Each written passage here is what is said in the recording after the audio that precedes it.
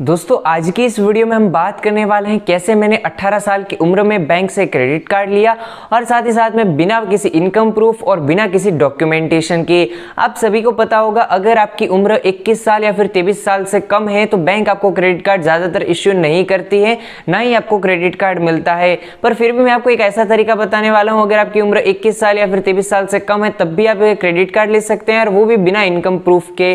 तो ये चीज़ें मैं आपको जानकारी देने वाला हूँ, पर आपको बताना चाहता हूँ इस वीडियो को स्किप ना करें। अगर आप तेजी से सुनना चाहते हैं, तेजी से सुनना पसंद करते हैं तो 1.25x में कर लीजिए या फिर 1.5x में वीडियो को कर लीजिए ताकि आप स्पीड में सुन सकते हैं। अब बढ़ते हैं वीडियो की तरफ।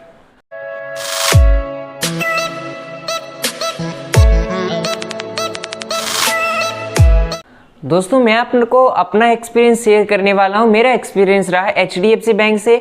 आप चाहें तो किसी और प्राइवेट बैंक से भी कर सकते हैं, सेम ही चीज़ें रहने वाली। मैं आपको बता दूं सरकारी बैंक जितने भी रहने वाले हैं जैसे SBI है, PNB है, वहां पे आपको बहुत ज़्यादा दिक्कत होगी, वहां पे आपको क्रेडिट कार्ड आसानी से नहीं मिलेगा। प्राइवेट बैंक जैसे आपके HDFC, एक्सिस बैंक या फिर ICICI बैंक है, यहाँ पे आपको क्रेडिट कार्ड आसानी से मिलेगा। देखिए दोस्तों क्रेडिट कार्ड लेने के कई तरीके रहते हैं, बट मैंने जो क्रेडिट कार्ड लिया मेरे को कैसे मिला वो मैं आपको बता देता हूँ। सबसे पहली चीज़, मेरी उम्र है वो 18 साल है। मेरे जैसे 18 साल उम्र हुई थी मैंने बैंक अकाउंट ओपन करवा दिया था डायरेक्ट HDFC बैंक में। अब 5 महीने हो चुके हैं, मतलब मेरी उम्र अब 18.5 साल हो चुकी है। तो 5 से 6 महीनों के अंदर अंदर मेरे को क्रेडिट कार्ड का प्री अप्रूव ऑफर मिला। मैंने बैंक को नहीं कहा, बैंक ने मेरे को सामने से प्री अप्रूव ऑफर दिया। अब जैसे प्री अप्रूव ऑफर है मैं आपको बता दूं जितने भी हैं वहां पे 21 साल या 23 साल की उम्र से कम को ज्यादातर नहीं मिलता है, बट कुछ कंडीशंस में मिल भी जाता है।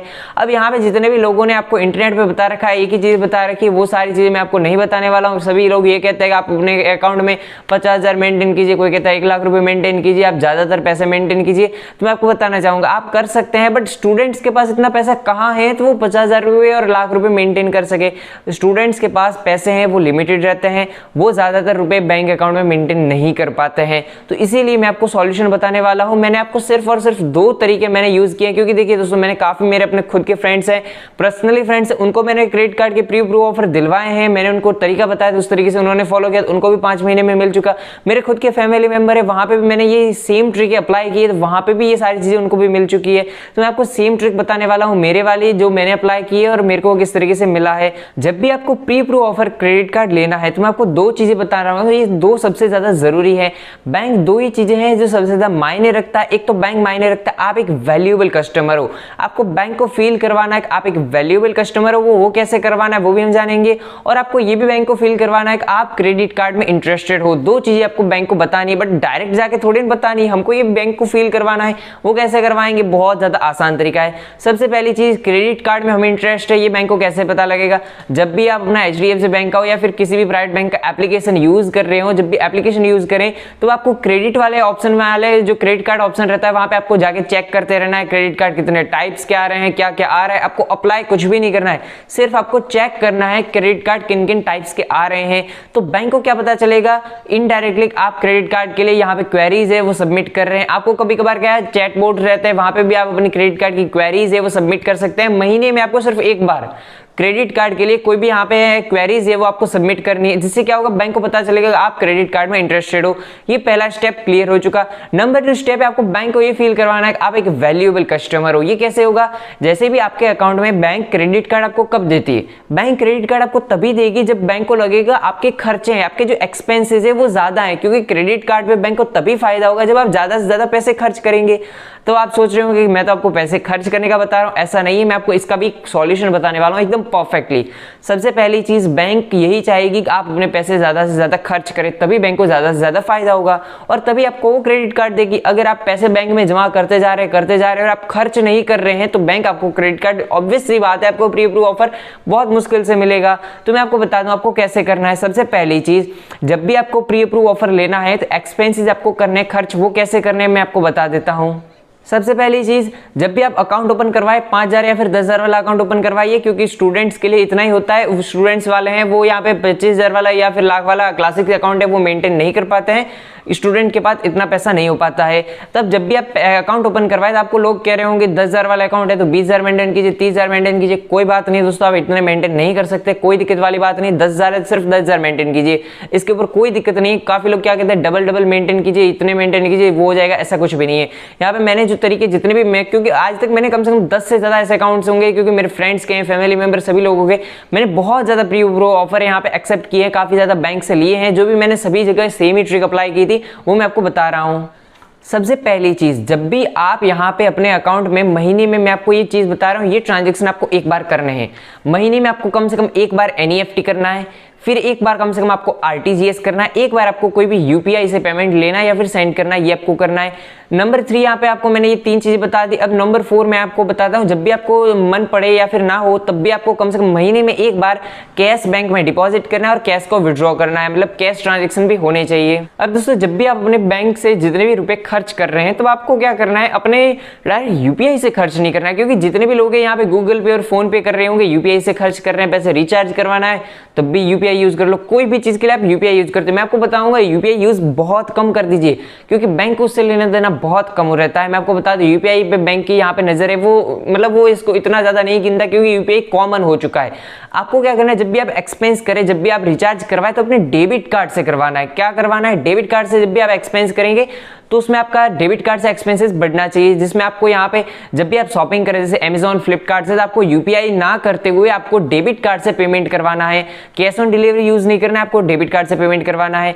जब भी मान लीजिए आप कभी पेट्रोल पंप में कहीं पे चले गए, आपको फ्यूल अपनी गाड़ी में या बाइक में अगर आपको फ्यूल भी डलवाना है, तब भी आप क्या करिए, कैश में पेट्रोल पंप वहां पे पेमेंट मत कीजिए, आप यहाँ पे अपने डेबिट कार्ड से पेमेंट कीजिए। और एक और चीज मैं आपको बता दूं, इंटरनेशनल ट्रांजेक्शन महीने में या 2 महीने में एक बार जरूर कीजिए। अब आप सोच रहे होंगे हम इंटरनेशनली ट्रांजेक्शन कैसे करें, तो मैं आपको बता दूं, जब भी आप अपना अकाउंट यहाँ पे ओपन करवाते हैं तो आपको वो 250 रुपए वाला जो कार्ड, रुपए कार्ड दिया जाता है, वो मत लीजिए। इससे अच्छे वाला जो 590 रुपए या फिर इससे ज्यादा चार्ज वाले वो कार्ड आप अफोर्ड कर सकते हैं, तो वो जरूर लीजिए। वो रुपए वाले कार्ड में कोई भी इंटरनेशनल ट्रांजेक्शन है वो सपोर्ट नहीं कर रहे हैं। इंटरनेशनल ट्रांजेक्शन हमें किस टाइप के करने हैं, महीने में आप $1 या $2 ऑनलाइन स्पेंड कीजिए किसी भी सर्विसेज वेबसाइट पे। कोई वेबसाइट अगर आपको कोई सर्विस दे रही है तो वहां पे आपको $1 या $2 खर्च करने पड़ते हैं, तो आप खर्च कीजिए। $1 का मतलब कितना हो गया, लगभग 70 से 80 रुपए हो गया, 75 रुपए हो गया।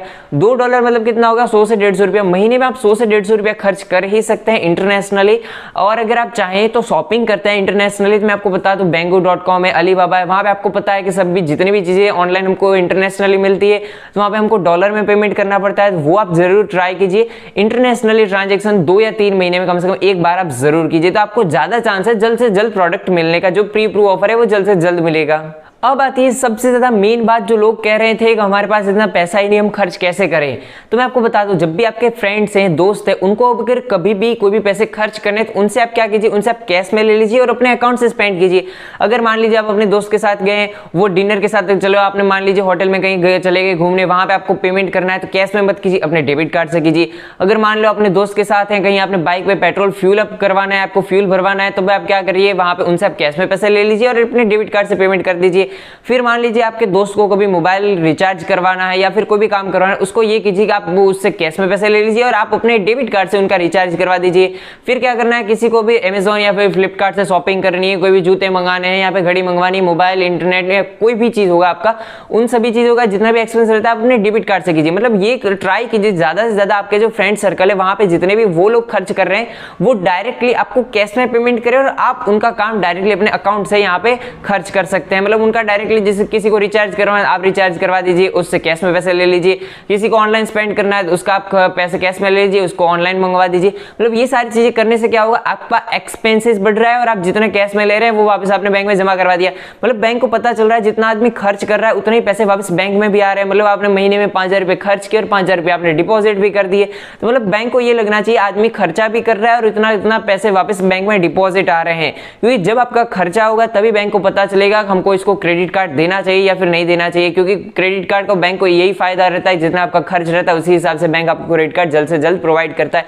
अब 5 से 6 महीने में आपको क्रेडिट कार्ड का प्री अप्रूव ऑफर मिल जाएगा, जैसे मेरे को मिला था। उसके बाद में क्या करना है, आपको डायरेक्टली यहाँ पे नहीं लेना है क्रेडिट कार्ड, बिल्कुल भी नहीं। अब आपका टाइम आ गया, मतलब बैंक का टाइम अब गया, अब आपका टाइम है। अब आपको बैंक को भाव नहीं देना है। बैंक आपको कहेगा प्री अप्रूव क्रेडिट कार्ड के लिए आप हमारा क्रेडिट कार्ड ले लीजिए, क्रेडिट कार्ड ले लीजिए। डेली मैसेज आएंगे, जब आपको प्री अप्रूव ऑफर मिल गया तो आपको डेली मैसेज आएंगे, बैंक आपको डेली यहाँ पे बताएगा बताएगा आप अपना क्रेडिट कार्ड लीजिए, पर तब आपको नहीं लेना है। अब आप सोच रहे होंगे कि भाई इतने टाइम तो क्रेडिट कार्ड लेने के लिए मेहनत कर रहे थे और अब आप बता रहे हो कि अब नहीं लेना है, तो मैं आपको बता दूं तब आपको क्या करना है, यहाँ पे कम से कम 15 दिन का वेट करवाना है। क्योंकि जैसे आपका प्री अप्रूव ऑफर आएगा उससे आप काफी टाइम तक आप उसमें इंटरेस्ट नहीं ले रहे हो, तो बैंक क्या सोचेगा आपको एक और अच्छा क्रेडिट कार्ड दिया जाएगा। क्योंकि शुरुआत में आपको एंट्री लेवल के क्रेडिट कार्ड जैसे इजी ईएमआई रहता है या फिर ऐसे रहते हैं वो आपको दिए जाएंगे, जो हमको बिल्कुल भी नहीं लेने, वो बिल्कुल बकवास कार्ड है, उनमें मतलब कोई ज्यादातर कोई फायदा है नहीं। अगर आप चाहें तो अफोर्ड करना चाहे तो आपकी इच्छा है, आप कर सकते हैं, आपकी चॉइस है, आपको कोई मना नहीं कर रहा है।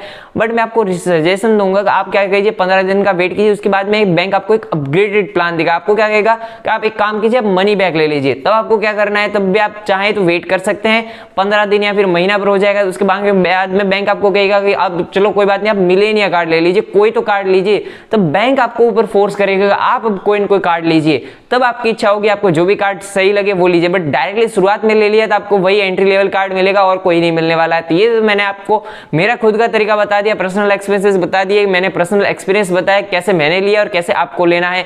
और इसी तरीके से मैंने कई सारे ऐसे सब्सक्राइबर है जिनको मैंने यहाँ पे मेरे को मैसेज मिलते हैं इंस्टाग्राम पे, वो मेरे को कॉन्टैक्ट करते हैं, उनको मैंने बताया इस तरीके से यूज करना है। उनको कई ऐसे लोग हैं दोस्तों जिनको यकीन मानिए मैंने कई सारे क्रेडिट कार्ड से इश्यू करवाए हैं इसी तरीके से।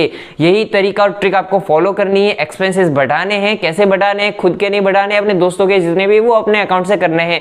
दैट्स इट, इतना ही सारा इजी रहता है। आशा करता हूं जो इंफॉर्मेशन मिला जब तक मुझे आप सबके लिए फायदेमंद रहेगी। इसी बात पे एक लाइक जरूर बनता है। आज का वीडियो देखने के लिए आपका बहुत बहुत धन्यवाद। कौन से राज्य से हमारा वीडियो देख रहे हैं वो कमेंट में जरूर बताइए। जय हिंद, जय भारत, वंदे मातरम।